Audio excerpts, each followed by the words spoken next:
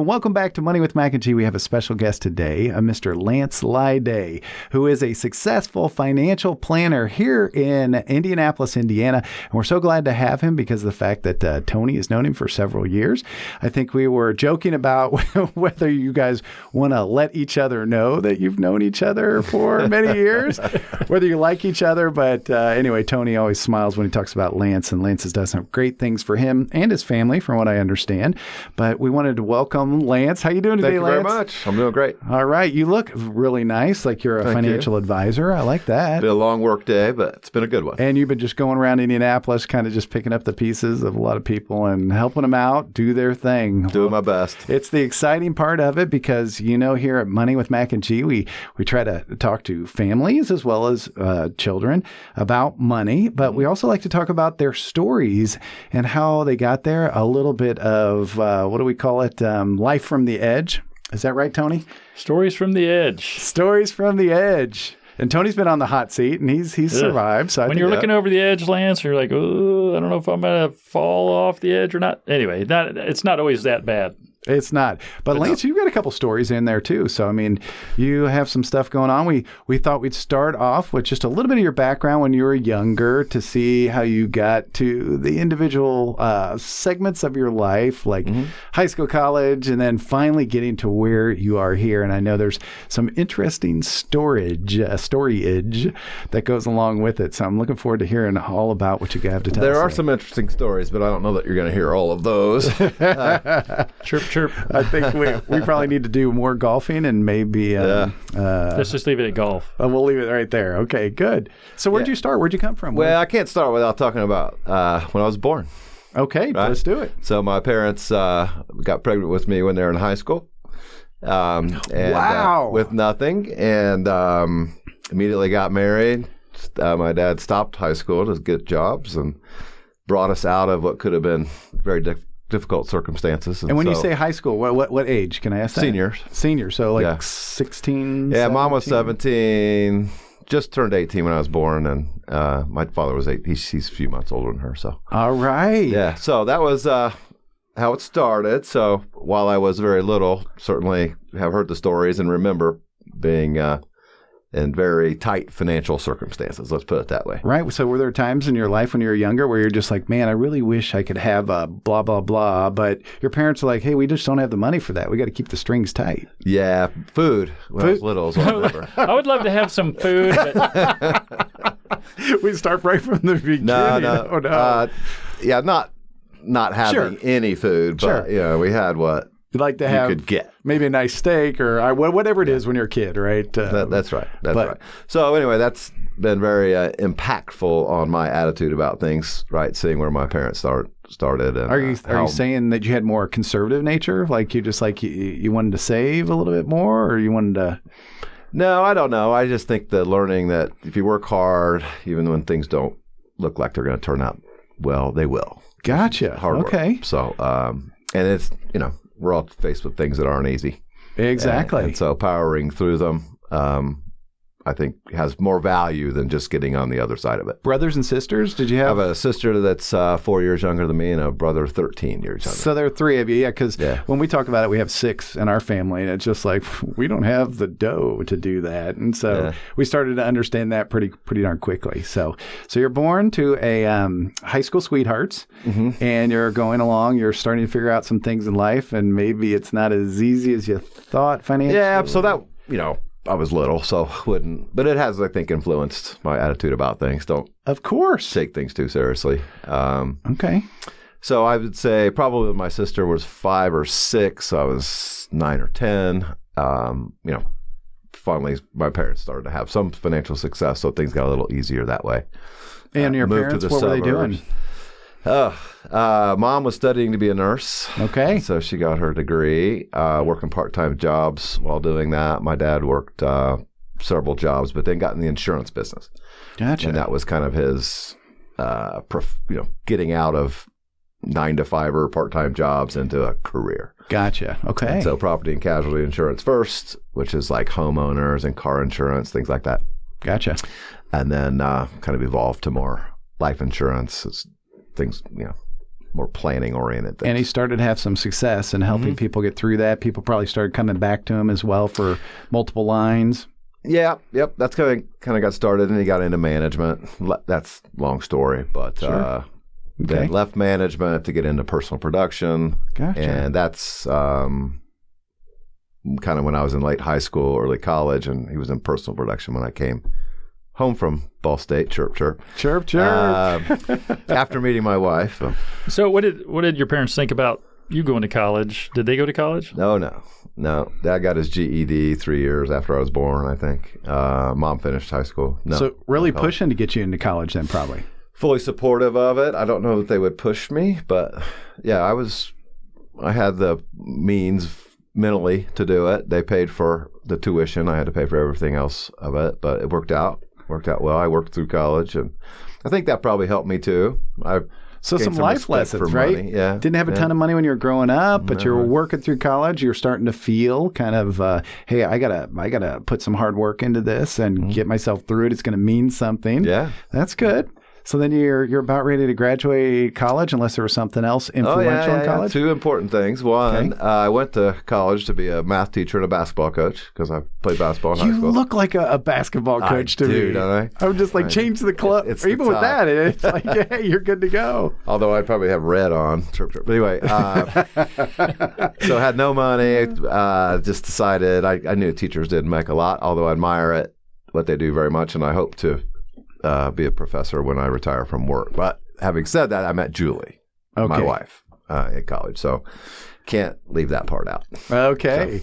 So did she help guide you and through college? No, just loved me. Her and just loved you. We were together. We knew we were going to be. So it made everything easier. Became easier to grow up. Let's put it that way. I think your wife, my sister, probably helped you grow up a little bit too there, Tony, right? I'm completely grown up. That's great. So you get out of college. You had something else to say? Ish. Gotcha. So you're getting out of college. Yeah, she was a year behind me. We're the same age, but she was a year behind me. I wasn't about to leave her there, so did some negotiating with Pops to pay for my MBA so I could stay up there while she was there. Weren't you just complaining about paying for your son's extra 2 months at school? No. No. We may have to cut that. We're going to have to talk about that. It was my daughter's 5 extra months last year when she couldn't be there because of COVID. That's fair, though. That's fair. I think so. We had the same comments here. It's just like, we're paying for this private school, and they're not even going there. Dang it. I can relate. I have 4 children. Hope to tell you about them later. But see, where was I? You're about ready to get out of school? Yeah. So I started my MBA, but Julie graduated. I still had a summer school and a semester left. So I was going part-time when we moved to Indy. Finishing school, so I worked part-time for my dad. Again, in the life insurance business at that point. And that's when I got into the industry. Gotcha. And so what'd you learn, like being in the life insurance industry? Because that's, from what I understand, it's a pretty hard route to go. It is. It's like anything. It's difficult until you get over the hump, and then it becomes less difficult and more about what you're doing for people, how you enjoy it, how you're helping people. And so he was very successful by then. So I was just administrative until I got my degree, and then started to put together a resume, and he approached me about coming on full time. So I always take the path of least resistance. So you kind of, for lack of better words, you kind of fell into it. But yeah, that's fair. It seems like you might have enjoyed it because you were there for a while. Yeah, really what I did for him really suited me. It's kind of advanced tax planning stuff. I'm a little bit of an egghead, so I really enjoyed it. I found it very challenging. Who doesn't like tax planning? Come on, man. Well, Tony's like, I just did my taxes. I'm about done. May 17th, 2021, tax day. Yeah, favorite of mine. Favorite day. What do you have, like 500K ones you had to get in and all of their fun stuff? It's like K2s and K3s or so many of them. There's so many. And I've had 500 phone calls and emails looking for their K1s. Oh, yeah. Oh, yeah.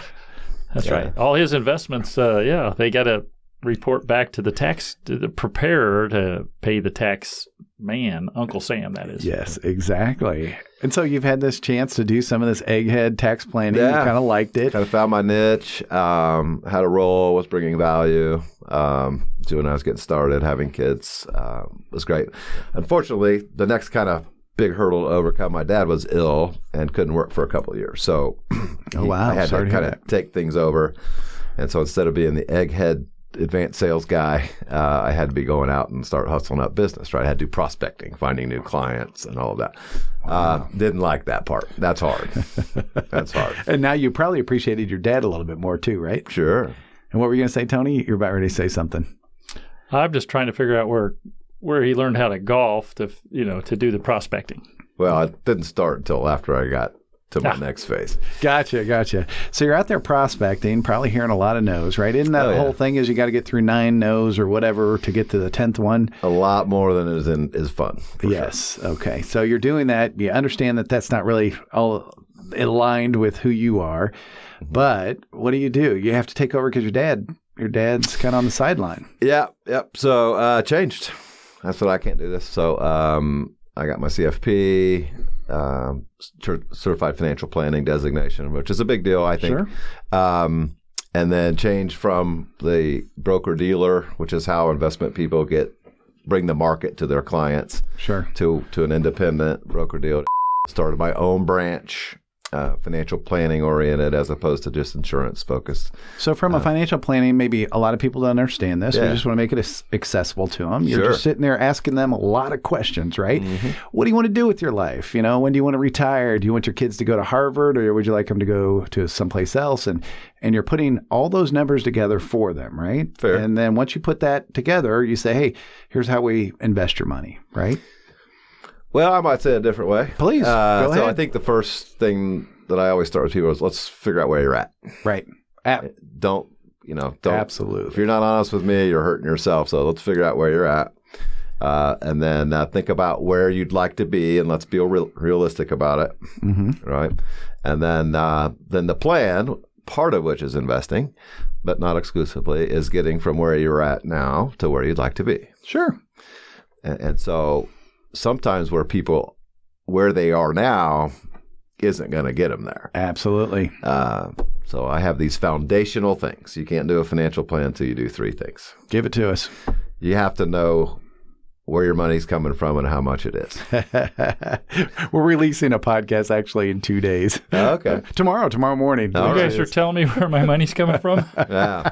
And then you have to know what you spend each month, right? And so if you're not making as much as you're spending, you're done. Come talk to me later because there's nothing that you can do. Well, that was a painful thing for me and your sister to go through. Oh, isn't it? We started meeting with him, and he's like, "Well, how much do you guys spend a month?" I'm like,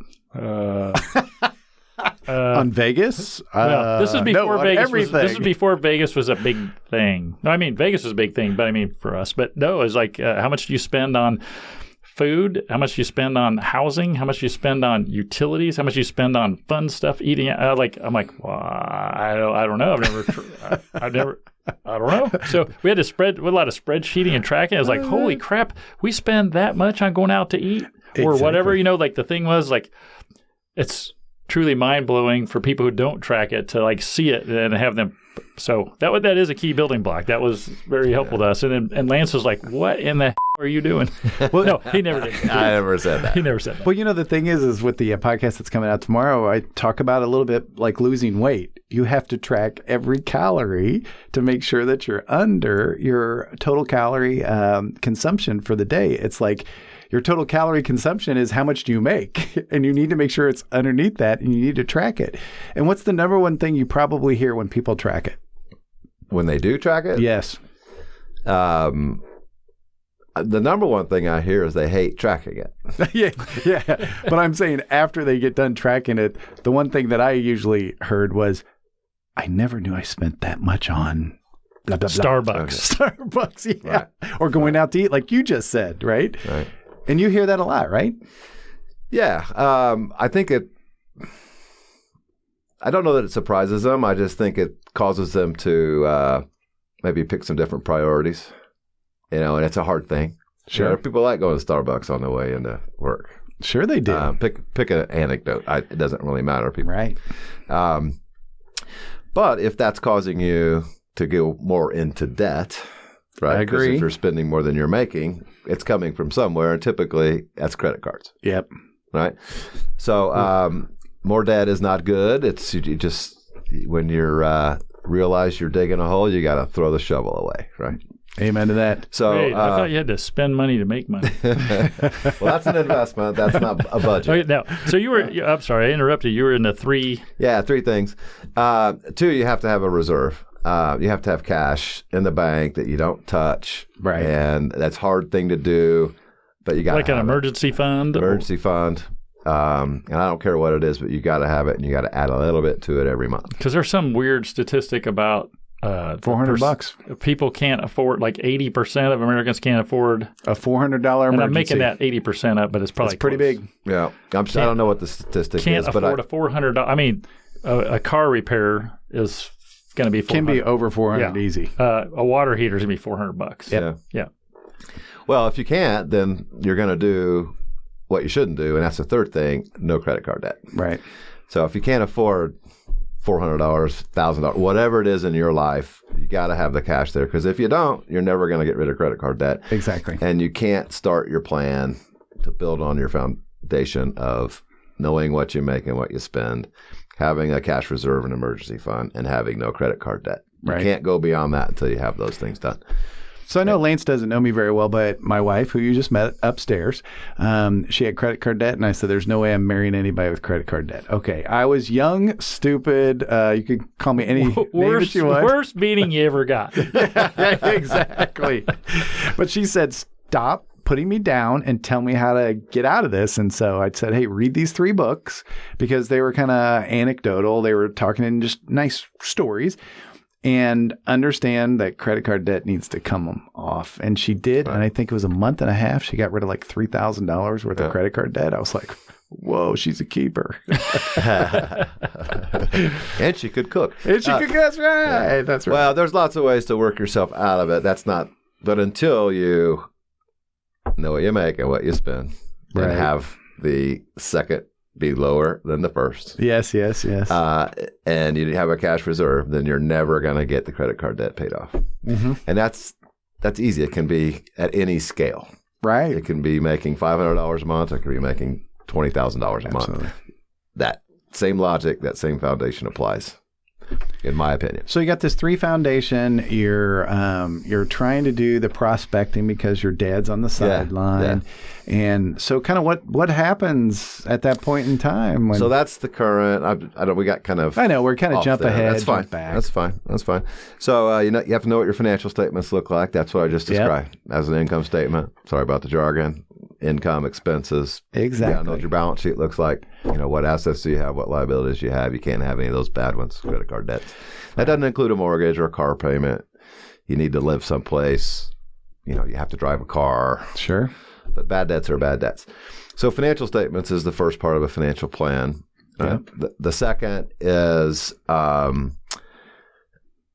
planning for an objective, often retirement planning, Sure. sometimes college education planning, whatever it is, getting enough down payment to buy your first house, whatever it is. So that's the second thing, planning for an objective. Third is avoiding risk. So this is where insurance comes in. The government makes you have car insurance to get a driver's license, Sure. right? Yeah. Your mortgage company is going to make you have homeowners insurance for that. So there's some insurance you have to have. Right. Then from there, every circumstance is different. Mm-hmm. Then there's investments, right? So that's the fourth part. So having an investment strategy that fits your Goals, current situation, what what it you is want to you're do. That's right. All that stuff. Risk tolerance. Risk tolerance. I have a really good quote here that everybody will remember in a minute. And the fifth part, finishing is estate planning. That's thinking about what happens to what you have when you're no longer with us. Are Gotcha. things set up right for your kids so that's financial planning. I'm living forever. How about you, Tony? I hope to, but not sure my body's set up for that. Exactly. And I think, weren't we just talking yesterday? I'm not sure. That the longest living individual was 122 years old. And weren't we talking about We were this? having this conversation last night at dinner with the kids, and I think there was some quote about they think that the first person who's going to live to 200's already been born. Right. But isn't there one that there's already... They better do good financial planning. Well, that's a great point, is because as ages, continue to your longevity continues to grow, that your money needs to grow with it. And so that's very important. But I want to get back to your story. So your dad is like I said, on the sideline. You're prospecting, doing some other stuff. What kind of happens then? So I changed my focus. Financial planning, investing money is part of that. So I had a client base, right? The insurance clients that we had. Great. So it wasn't like I had to prospect for those. I just had to go communicate to them what I'm doing now. So that was a good way to get started. Changed broker-dealer. That's, again, how we bring the financial markets to our clients, to an independent firm called Financial. Started my own branch. My brother-in-law worked with me for me during this process. My father came back to worked there. My brother worked for us, and we had 3 staff people. So we had a pretty good practice for 3 of you, 3 staff, moved from, making trades and everything to actually helping people plan and working through with, and you've got a pretty good business going on, and everything's rosy, right? Nothing's ever fully rosy. Amen. I know it's a family thing, and we're not saying anything bad about the family part was good. Honestly, it was. Oh, good. I felt blessed to be able to work with the family. We really never. I was the boss. There was never any question about that. So the little disagreements never really happened. We all have differing opinions. Awesome. But my responsibility was running the business, which isn't necessarily the same thing as giving financial advice to people. It's different, very different. And I was in charge of compliance, which in our world, we have to be careful what we do. We have to do the right thing,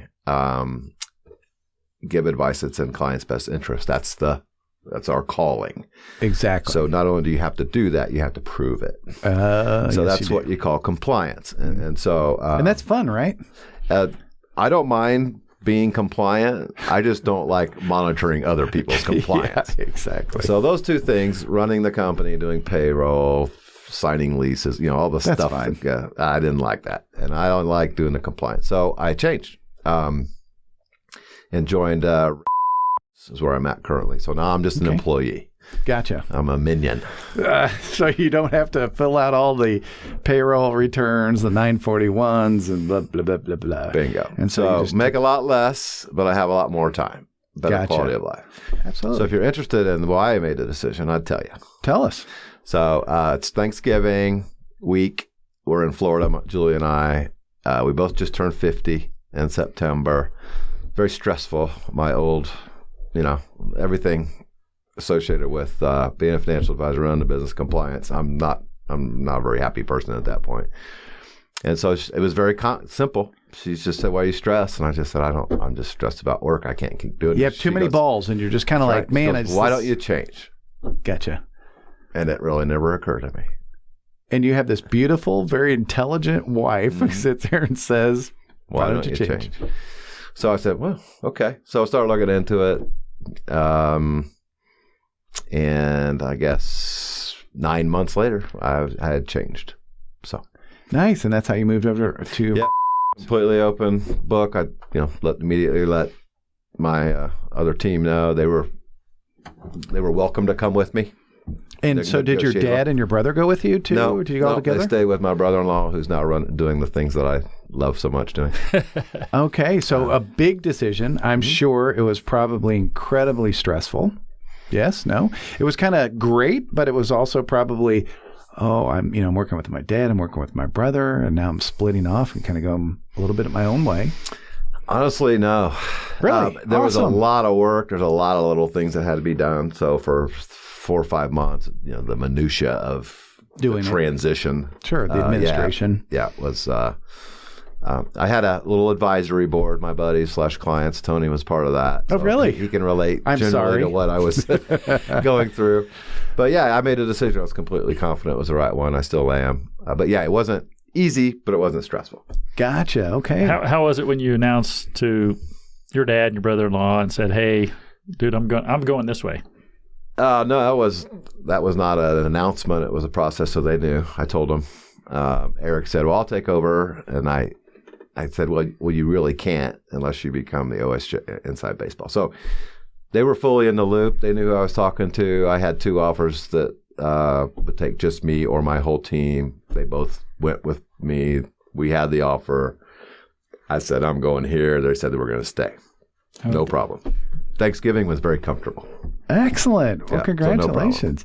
So you had this big decision. You went ahead and made it, and now you're doing the same thing and enjoying it. Yeah. So your path is actually relatively straight. I mean, you got into insurance, you made kind of a little jag, and you kind of went into wealth management or financial advising, and you've been there for how many years now? Where Yeah. 3 years next week. Oh, 3 years. Oh, Yeah. I thought this was something that happened 10 years ago. No.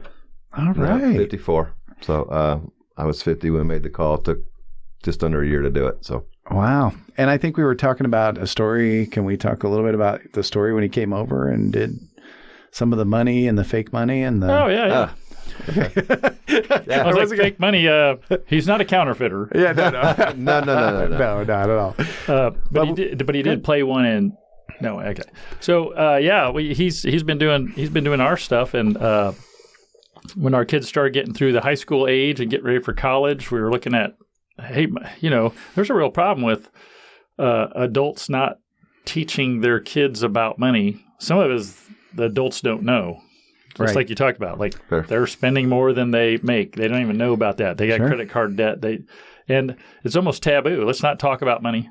Let's not talk about this stuff. And so he was like, hey, look, you really need to talk to your kids because you're doing well now, but your kids don't know, you may not know what's going on. I'm like, hey, come over. So he spent a couple hours teaching our kids about, different stuff, just money. And where do you invest? What kind of investments are there? Well, there's stocks, there's bonds, there's real estate, there's the bank, put it in there.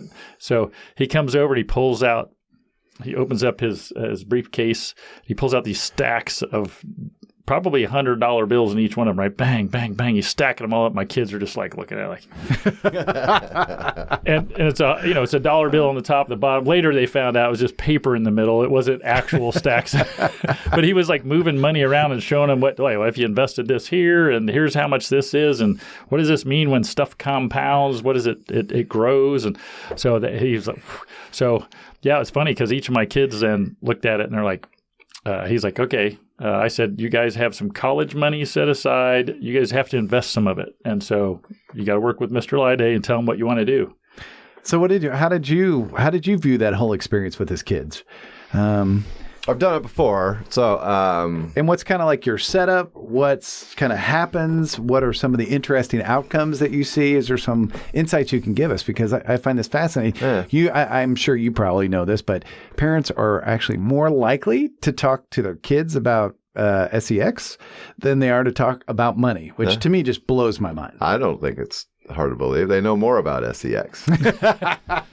Whoa, that's a good one. Okay, we might have to cut that, but that's not his fault. That's mine. Oh, let's talk about Money. Oh, that's right, Money. Yes.